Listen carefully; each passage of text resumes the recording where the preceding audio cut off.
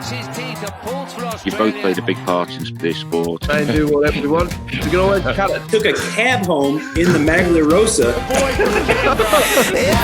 Jones, let the chaos begin. Cycling stories, mates and mayhem rolled in. It's the detour, proudly unpredictable. Laughs, hot takes, and stories unrepeatable. If you want straight lines, you're on the wrong track. Once you're on the detour, there's no turning back.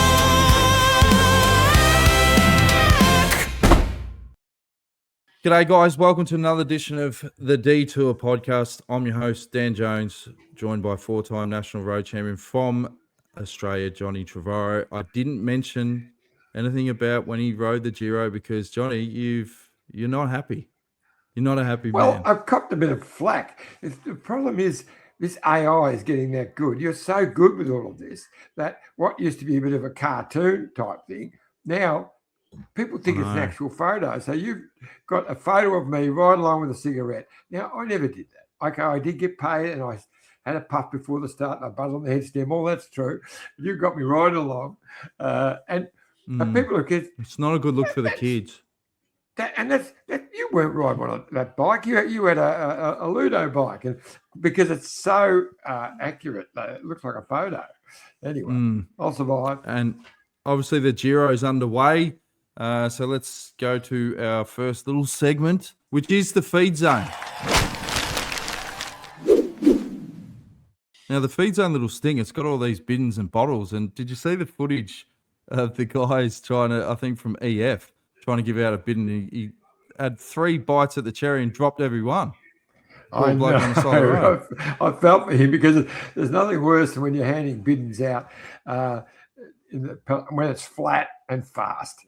There's a real art to it, though, isn't it?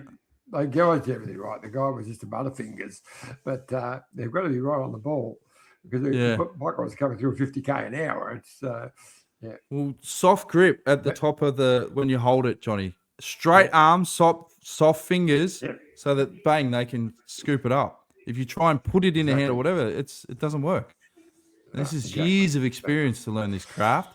And also, there's a lot of talk, obviously, about the unfortunate crash, which took out your man, Caden Groves, who you had in the Detour betting syndicate.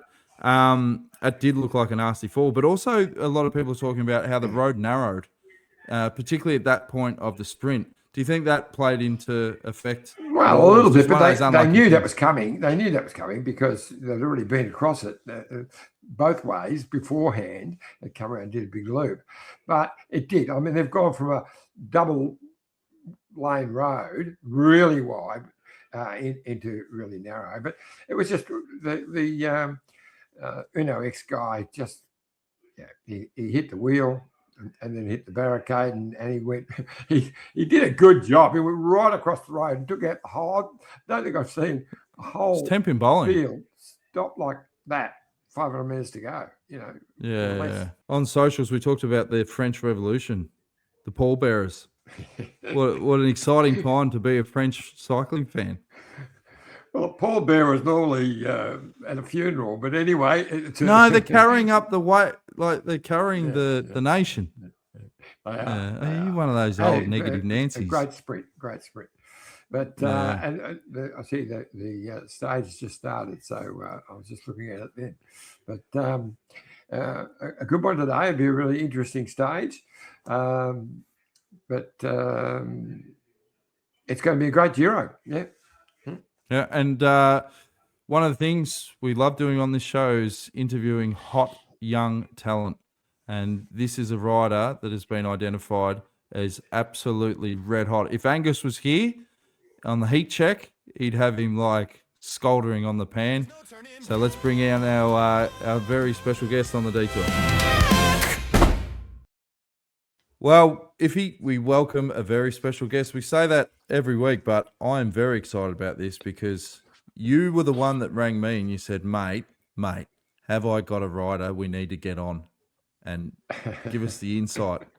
Johnny, why you're also very excited? Well, it's been interesting watching Luke's progression. So we've got Luke Tuckwell here, but especially after his ride in Romney. But just to watch his quick progression for a young 21-year-old into the World Tour, especially with Red Bull BORA-hansgrohe, because it's one of the big teams in the world, and it's been a great story. But when I rang some of my experts who know all about the juniors coming up, no one knew much about him. He was like a mystery man, the Phantom. So we've had some fun finding and out. It's a record. It's really the longest we've spoken before. We've said, Luke Tuckwell, how you going? I'm good, thanks, guys. Thanks for having me on. Sorry, mate. We just sometimes lose track and we forget that we've actually got a guest to talk to. That's no worries. There's always stuff to say, so it's fine. How are you feeling? It's obviously been an amazing effort at Romandy in particular, 6th on GC, but how have you pulled up from a really intense block? I'd say pretty well. I mean, thankfully I've been given a easy rest, switch the brain off week this week after having basically 3 back-to-back races, World Tour races in a month, which is arguably the hardest schedule that the team does outside of Grand Tours. So it's been nice to switch off this week and reset after a massive period, actually. So you're in up in the mountains doing a bit of you're living up there now. So tell us a bit about that. Yeah, I moved to Andorra this year. Previously, I was in Girona the last few years, so only just a few hours down the mountain, actually. But I love it up here. I've done altitude camps here in the previous years, and then I was basically set that when the time came, I'd love to move here. So, yeah, the mountain life is nice, and of course, it's amazing riding as well. So it makes the training really easy, actually, to get out and enjoy the nature. Dan and I have got a restaurant. We'll have to do a bit of Googling to get the name of it, but we'll send it to you, where we had a crazy meal with a crazy chef, and you got to have the octopus there. So we'll tell you. In Andorra. We'll look that up for you. Yeah, look, to be honest with Luke, I don't think that restaurant's open anymore, mate. The backstory is we went there in like 2010 and we ordered the lamb, and he gave us all a leg of lamb each. And then when we ordered the octopus, oh my god, he brought out 3 massive buckets of cooked squid. I don't think his margins were good enough to stay alive, John. Was your order lost in translation, or was he only speaking Catalan? Okay. Yeah. Okay. And by the end, when we asked for a drink, he got all the grog off the top shelf and sat down and drank it with us. So there you go. Oh, great. Yeah, he's definitely not in business anymore. No. Now, let's give a bit of a backstory, Luke, because, you got brought across to the main squad this year for, obviously, Red Bull BORA-hansgrohe. You're on the development squad, and it was a huge result, obviously, last year, finishing second in the Baby Giro. When talk us through and set the scene for, basically how you've got to this point now. I mean, it was, in terms of how Australians have previously got to the World Tour, it was for the time, a bit of an unconventional path. I didn't go through the institutions. I dropped track cycling quite early, at the beginning of under 19. So basically I just went about, I knew I had to get to Europe basically as soon as I could. Which I did for my first year in 22. And then, basically I came over for 3 months as a junior, progressed into Trinity racing for 2 years, which was unbelievable. I had the best time there. I learned how to race in Europe, living away for long periods of time from home, getting exposed to some of the biggest races in the world for under 23s. And then mid 2024, I got 10th on GC at the Baby Giro. And then basically within a week, I'd signed a contract with the Red Bull rookies for the following 2 years, which was great. It was a brand new development team. So there was a little bit of, I won't say uncertainty, but you just didn't know how it was going to be set up. And honestly, I think it's already proved to be the most successful and most attractive development team to be at the moment in the world. And then, obviously had a really good start to last year, which culminated in finishing second at the Baby Giro. And originally I had a contract with the Devo team for 2026 as well. But then, yeah, we changed those plans pretty quickly. And the team were really keen to put me up into the World Tour and begin that next step of my career. So what Yeah. made that happen? What did you do? Was it to do with your numbers and everything that they decided, no, we're not waiting another year. He's ready to go.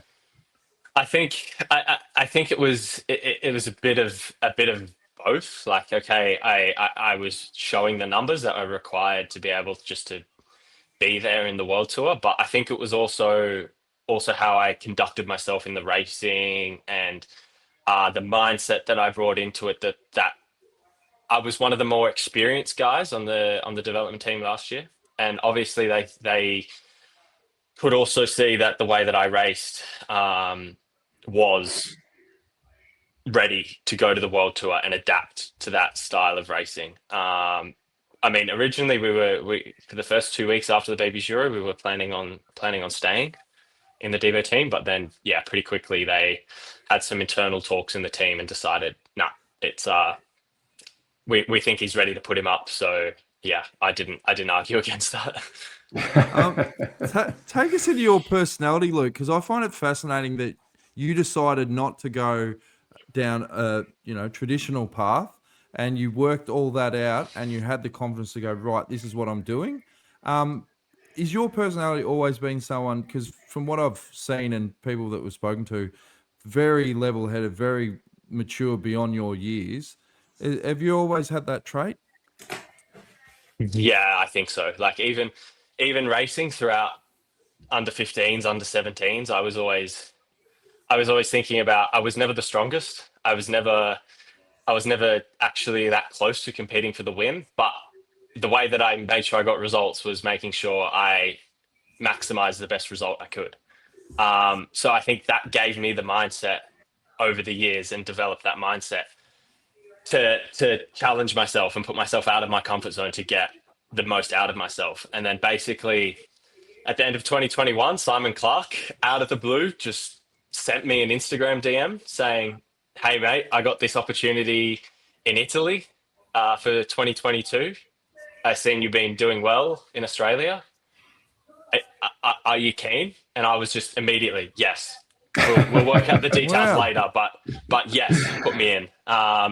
So yeah, I knew I needed to be in Europe. I kind of very quickly realized and got advice from others that staying in Australia and staying more in the Asian circuit wasn't the right choice.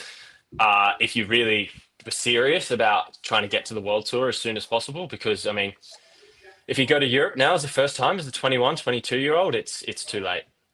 So for me to go over as a 17, and then I turned 18 when I was over there, it was a big step, but I had the full support of my parents and my support network, and yeah, I don't regret it for a second now. I can see the headline to this show, Johnny. Clarky slid into me DMs. I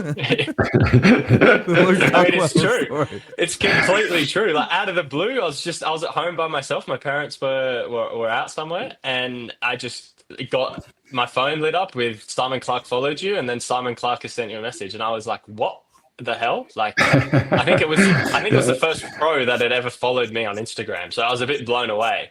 And then, he's a good man. Reading this super long message, and yeah, Clarky's unbelievable. He's helped me so much over the years now. So, I was talking to your dad, Drew, the other day. So I got his number and dialed him. You slid into his DMs. yeah, exactly. Great man, and. Yeah, he was excited that we were going to be talking to you, and he gave me a little bit of background.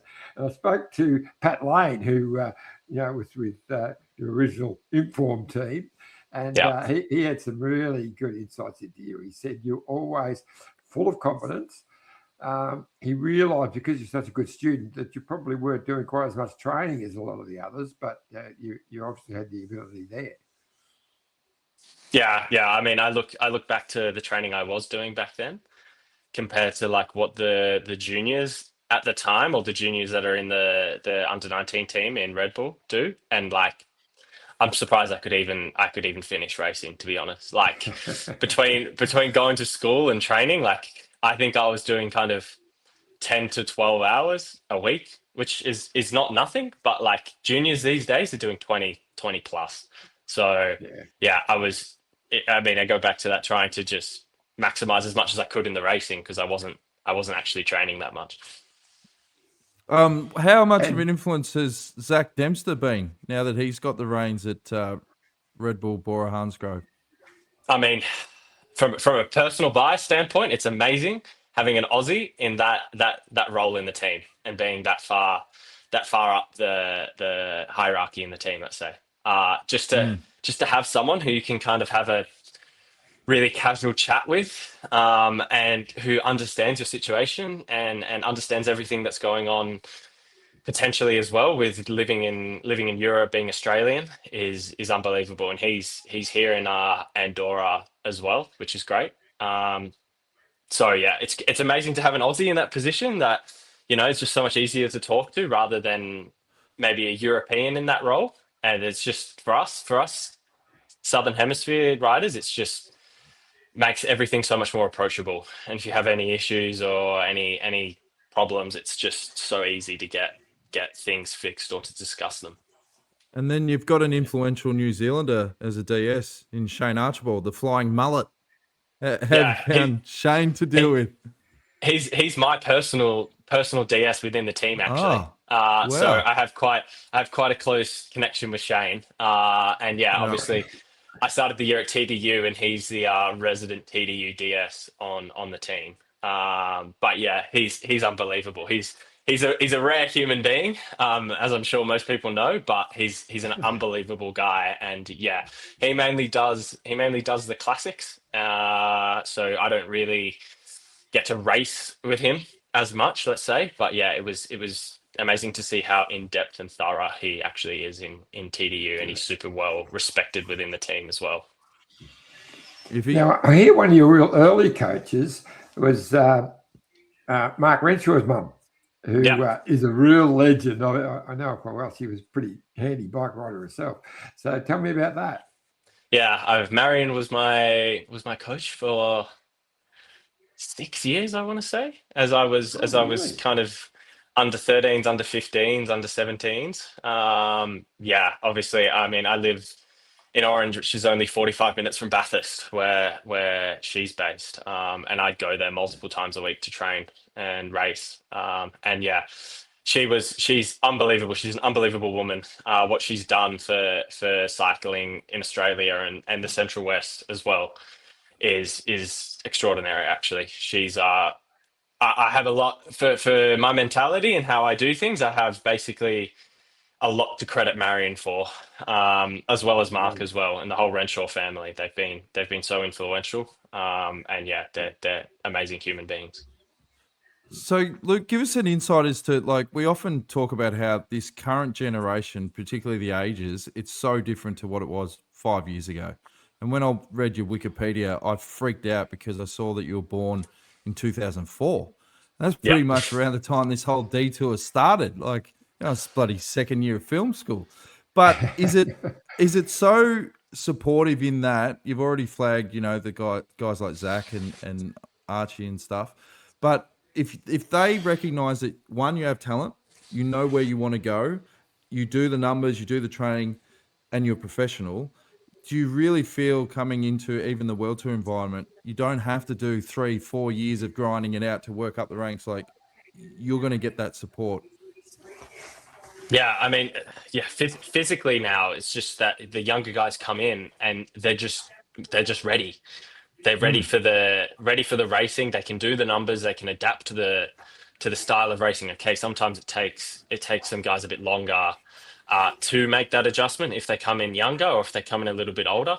But the way that the structures and development structures are set up now, they're so forward thinking in their focus of how do we make sure that the transition periods, let's say, are as short as possible, because you then, therefore, for the teams, they don't waste time, let's say, developing a talent, because I mean we're all assets for the team. They're trying to get the most out of their assets.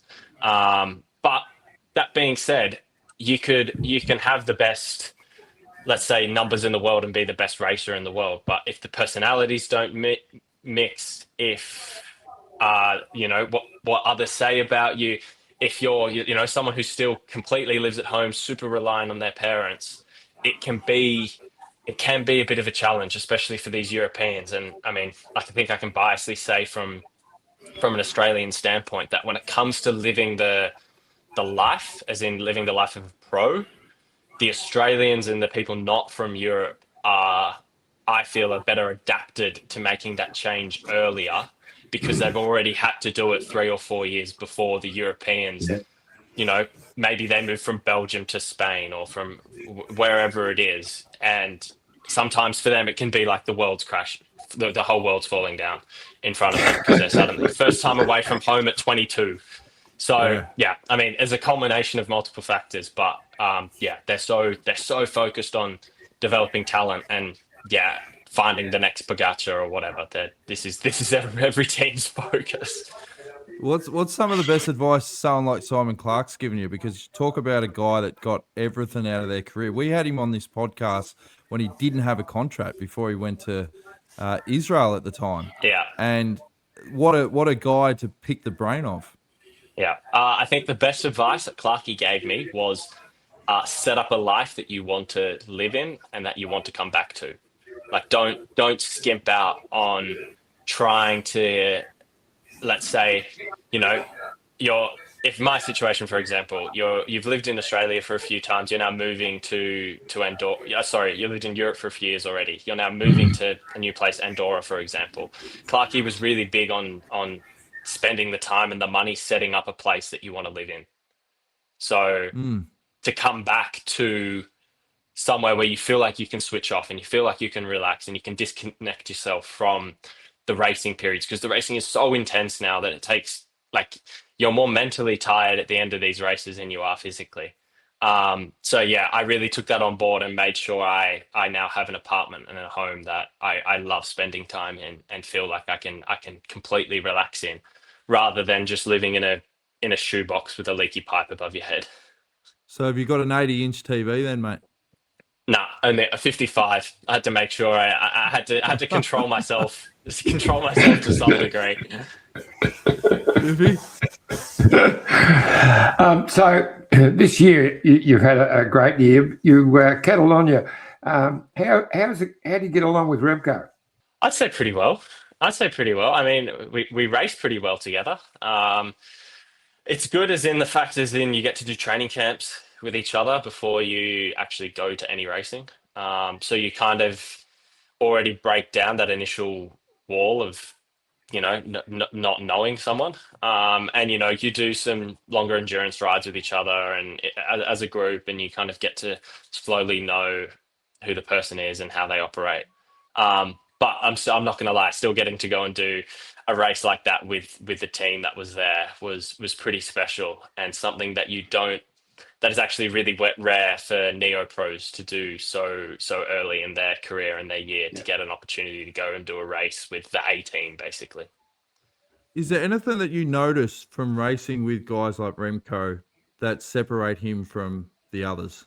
Like, is there any secret sauce you think, or, is he just one of those talents, generational talents that comes through and you go far out? Because obviously when he burst on the scene, he just went bang. Yeah. Genetically, he's one of the best athletes in the sport, but he also has this mentality that he just wants to perform, and there's kind of nothing else that stands in his way in his mind to not get a result. Doesn't matter kind of what day it was. Like, okay, there was the first day in Catalonia is like an uphill sprint, and he just completely backed himself in to go for this uphill sprint, and he nearly pulled it off. And then 3 days later, there was crosswinds predicted in the final. And I've never seen someone so hyped 2 days out for the potential of crosswinds. And I think what kind of is just so insane about him is his mentality for wanting to perform, and he really rallies his teammates around, all committing for the same goal, which makes him such a good leader to work for, because you feel like you give your maximum and then he also does as well, and he's so committed to the role that it just makes our job so much easier helping him. What did he have to say after he had that weirdest crash of all time near the finish of that stage, just for the roundabout where he went over the handlebars? You kind of watch the footage and you go, how does that happen? I was actually the last wheel in the peloton. There was a bump on the road, and if you watch the helicopter shot, there's actually 3 guys who hit the same bump in the road and have to go straight through the roundabout. There's an Ineos guy, there's an Alpecin guy, I think there's one other guy. So, these people kind of saying there was no bump on the road, but if you watch the peloton footage, 3 people have missed the roundabout completely and have had to go across the grass. And I mean, he was pretty cut up. Like, he didn't have much left on his left side. So the way that he was still able to race and climb and perform over the next 3 days, like, is unbelievable. I could not believe how well he was still riding with the amount of skin that he had lost. Yeah. No, it was just one of the weirdest crashes. I mean, it's just unlucky. He's a good bike handler. He was just changing weight and it hit that and went over the top. So it was ridiculous. Exactly. But, exactly. Yeah, anyway. It was strange. So now, like it still is strange, but it's explainable. You were saying before, obviously, with young juniors coming in now, they don't fluff around. They want to, test the waters and just chuck you pretty much straight in the deep end. What is the plan now? Because I think originally, obviously, you've had a big block. There was chatter, you could be riding the Giro even. But obviously they've got a plan, but how do they manage your calendar now? Yeah, originally at the start of the year, I was they kind of at December camp have their long lists for the Grand Tours, which is usually 12-ish guys for an 8-man roster. And I was never down for the long list for the Giro. I'm on the long list for the Vuelta, but I was not for the Giro. And I performed quite well in Catalonia and Basque country. And there was a few doubts over some of the other riders who were going, just in terms of form and sickness. So they pretty heavily floated the idea of sending me to the Giro. Just because I was performing. This was all before Romandy, and I was still scheduled to do Romandy. And there was a 2-week period in between Basque and Romandy. And kind of how it developed, the guys who were on altitude camp came down, they raced Tour of the Alps, and they were all performing really well. So kind of that question was taken out of the equation. So I ended up going to Romandy still with kind of, if something happens with some of the guys going to the Giro, we'll pull you out of Romandy and send you to the Giro. And then I think it was the halfway through the race in Romandy, and I was 8th on GC or something. And the DS there said, "Oh, we finally had a meeting today, and they've finally taken you off the potential list to go to the Giro." And I was like, "Well, I figured, considering I was still here at the race at Romandy, I figured I wasn't going to get sent back home and travel to Bulgaria in the next 2 days." So yeah, it kind of all came out of nowhere that I might have had to go to the Giro, which would have been a great opportunity, but also, yeah, it's been really good to kind of do the 1-week races and focus on developing and progressing through every race I do. And okay, if I went to the Giro, it would have been a massive step, but they kind of were pretty keen on setting out a plan of days to take it easy and go on the Gruppetto to make sure, not every day I'm having to be on it, because physically it's such a big burden on your body for the first time. In Romandy, I saw Plappy on some other podcast the other day talking about the motorbikes and just how crazy it was with the motorbikes getting on the front. What was your take on that? Okay, I'm gonna have to agree with him. Like, footage for Romandy, the TV coverage kind of started about 80-70 kilometers to go, and we really felt the speed pick up once the TV coverage started. And okay, we were in the very luxurious position where we were second on GC, so we can sit second team in the peloton. So the accelerations that Plappy was talking about is kind of has less of an effect on us because we're further up the line. But we would kind of going through some towns and some descents and corners, and we'd have to sprint out of them. And us as teammates, would kind of look at each other and go, "Oh, thank God we're not at the back." Like they must be having to do like a 30-second full gas sprint to get back just on the wheel. So yeah, it does play an impact. It did have an influence, but also at the same time, the race needs to be filmed. So you have to broadcast the race. If there's some sort of, I do think they kind of need to have a standardized rule about how close motorbikes can sit, how like where they're positioned on the road, how it all makes it, how it influences the race. Because yes, there's been times where I've benefited this year from the situation of having a motorbike, and then there's also been times where we've been hindered because of the motorbike. So yeah, it's a bit of a contentious topic at the moment because it's kind of affecting everyone differently, and there's no rules in place or protocols in place to be able to either combat it or make sure it has an equal influence. I mean, we benefited on the first day from when we were chasing as a chase group with Plappy, we were chasing the four guys at the front: Pog, Lipo, Nordhagen, and Martinez. The motorbikes were set up asymmetrically. We had a motorbike in front of us, and they had a motorbike behind them. So even though the motorbike wasn't that close, it still makes a difference, even if it's 15 meters ahead of you. So I think a good way to go down would be to set them up. So we have a motorbike in front and they have a motorbike in front, or vice versa. So, but it's just hard to coordinate this across different races with different motorbike drivers, with different race organizers. Like it's so difficult to try and implement something. It just seems motorbikes are part of it in every races. They're all televised now, but that one seemed to be worse. But they'll work that out. Yeah, exactly. So obviously confidence must be pretty high after Romandy, mate.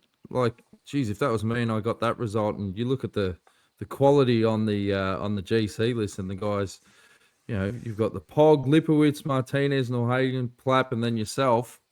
I'll be like, righto, let's bring it on. What do we got next? How are you feeling? Yeah, I'd say I'm feeling pretty good. It's been, I really started slowly this year at TDU, and my form was quite terrible, to be honest.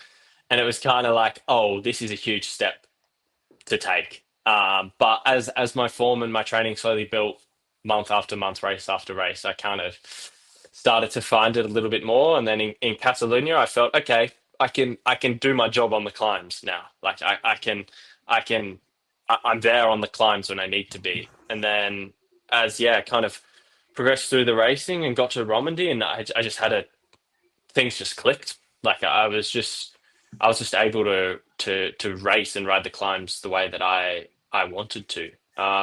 So yeah, confidence is good at the moment. I mean, it's all kind of has to be taken with a grain of salt, because all the races are so different, and then who shows up and how the climbs are and everything.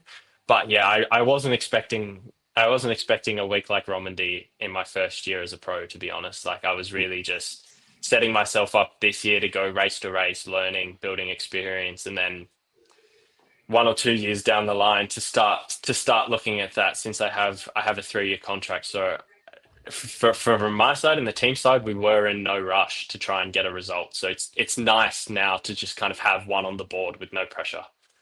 Does Pogacar have an aura around him when he's racing, or are you part of the crop that when he does try and light it up on a climb, you're like, mate, I don't give a shit, let's go? I'm gonna crack you. Yeah, he does actually. Like he kind of moves around the peloton as he wishes. Which, okay, fair enough. You're the best cyclist in the world. Like I think it's given. But you know, there's also there's a few guys who kind of are close enough to him that try to take it to him. As in, like Lipo was really trying to take it to him at the end of the week, and then kind of my race, I just had to act like basically Pog wasn't in the race. Yeah. And that it kind of doesn't matter what he does, that I'm not on that level. I had to focus around the guys who are closer to me. So it's very tiered in that way. But yeah, you can tell at the start and at the team presentation and on the road, like you're riding through with the peloton, and UAE were normally the team in front of us, and all you heard was just from the spectators just yelling Poggy, and all the signs are Poggy. They're not cheering for anyone else. So it is quite incredible to see, actually. Are you sure it wasn't Tucky? No, I'm pretty sure it wasn't Tucky. I'm pretty sure no one had any idea who I am in this French-speaking part of Switzerland. So what's next on the agenda for you? So you've got a week of sort of recovery and training. What's the next race? Dauphiné. They've really upped the program now. Actually, I was scheduled to do at the beginning of the year to do Tour de Suisse, which this year is a bit softer in terms of parcours. But yeah, as my coach said to me yesterday, I've been doing too well, so now I've got to go to Dauphiné. Yeah, you're showing your cards, mate. Yeah. I haven't played that one well. So yeah, that's in 4 weeks' time, I think. So I think I've got 3.5 weeks of pretty solid training up until I go off for Dauphiné, and then obviously July is the tour, and there's not a whole lot on in July. But yeah, Dauphiné is next for me. Well, if anyone's watching this from France and you're going to be at the Dauphiné, I want to see "Go Tucky" signs on the side of the road at the Dauphiné. We're going to really drive a bit of a fan club going for you, mate. Don't worry about that. I mean, my dad was running the Luke Tuckwell fan club in TDU with my family, and they all had T-shirts set up, and yeah, brilliant. If he was in Europe at every race, he would be recruiting randoms on the side of the road to make signs. I reckon. Well, mate, we like having a bit of a play with the Detour computers here. We could whip you up a logo, whatever you need, mate. And okay. We'll have to do like a little tribute song as well. We've done a few of those, but I've seen a few of the songs before. Yeah, we didn't want to milk the cow too hard, but mate, you just sing out whenever you need a logo or some songs, or we'll crank this, mate. Sounds because good. you're definitely going places, and we really appreciate you coming on the potty. We'll definitely be checking in. And Johnny, the takeaways for me is crafty. Simon Clark, Simon Gerrans. We've got a crafty bike ride on our hands, folks. Yeah, super talent, mate. It's been really great to speak with you and to learn more about your challenges. Thanks, guys. And we will Google, see if that restaurant is still open, and give you the details, mate.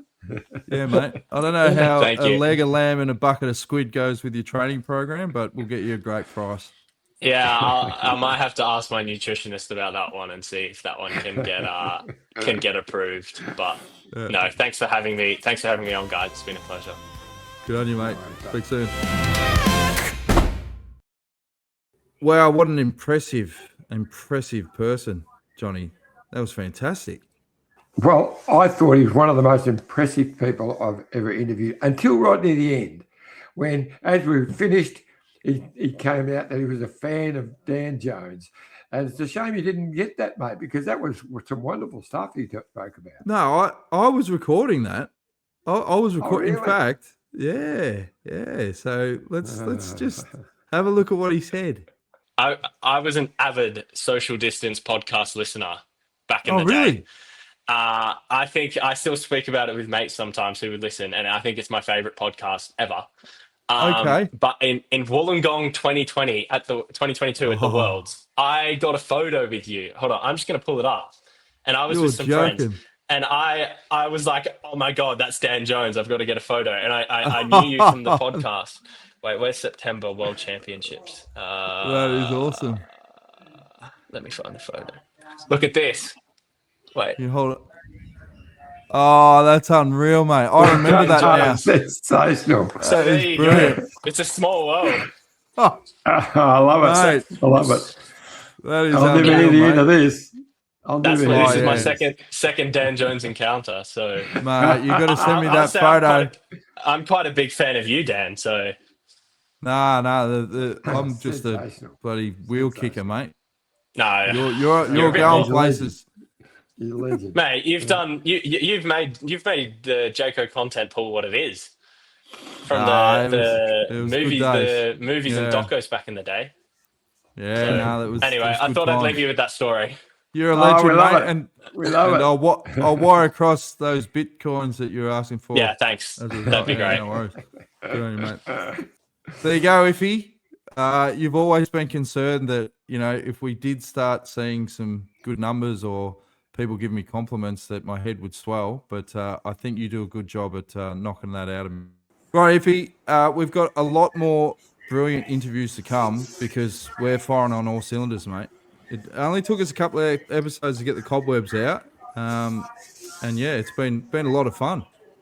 But the key message, like, share, subscribe, and make sure when you do subscribe on YouTube, turn on your notifications, because that is the thing that lets you know when a new episode drops, makes a big difference.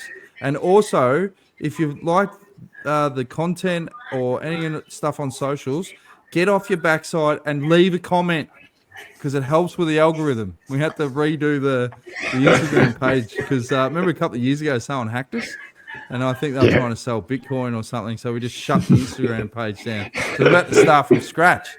So all that support helps. So yeah. So thanks again for supporting us, guys, and hope you enjoyed the episode. What an amazing talent Luke is, and he's going places. So stay tuned. We'll be back with more.